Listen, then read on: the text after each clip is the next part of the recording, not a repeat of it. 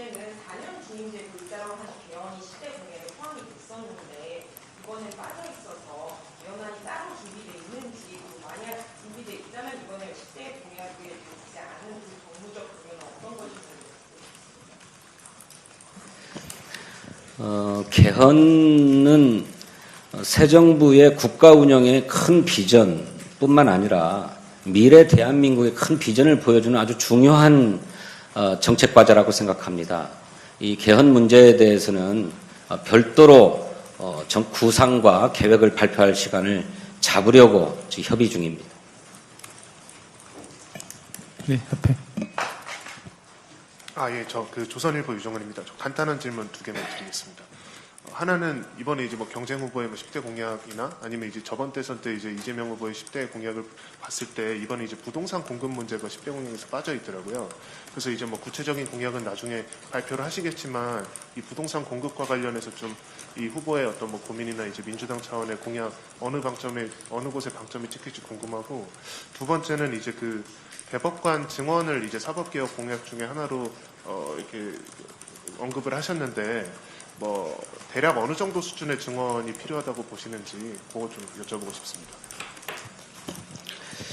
부동산 관련해서 민주당의 기본 방침은 주택 공급을 늘려야 한다. 그래서 부동산 가격을 안정시켜야 된다고 생각하고 있고, 부동산 공급을 늘리는 구체적인 방안으로는 크게 2가지를 기조로 하고 있습니다. 하나는 공공주택 공급을 늘린다. 특히 공공임대주택을 늘린다라고 하는 것이고, 두 번째로는 재개발, 재건축을 활성화하고 지원하기 위해서 신속하게 재개발, 재건축이 이루어질 수 있도록 행정적 지원을 최선을 다한다.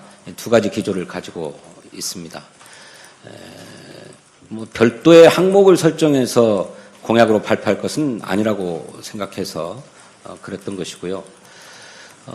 또 2번째 질문이 대법관 증언의 규모는 여러 가지 의견들이 있는데 사법부하고도 이야기를 잘 나누고 대법원 재판 현실도 고려해서 규모를 결정해 가야 될 일이라고 생각합니다.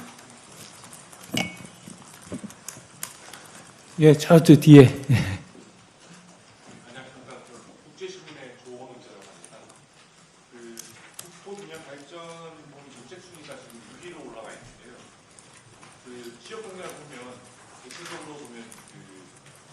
지역을 나눠서 역할 분담을 해서 하는 공약들이 많은데, 그중에 회사법원 같은 경우에는 부산은 국내 소송 담당하고 인천은 해외 소송 담당으로 역할 분담을 해주는데, 회사법원은 좀 전문법원 특성상 소송 건수가 적고 대부분 국제 분쟁 해외 소송이 대부분인데, 이럴 경우에는 회사법원이 부산에만 국내 소송만 할 경우에는 오히려 인천으로 좀 회사법원을 몰아준다는 인식이 있는데, 이에 대한 지역 반발도 많이 있는 걸로 알고 있습니다. 그런 부분을 또 어떻게 좀 갈등을 좀 해소할 수 있는지 이런 방안이 좀 있습니다. 10대 공약에 그런 게 담겨 있습니까? 예를 들면 지역 대표 전략 사업성 이런 거 보면 회사법원 되는 것도 포함되지 않습니까? 이건 기자님의 얘기입니다.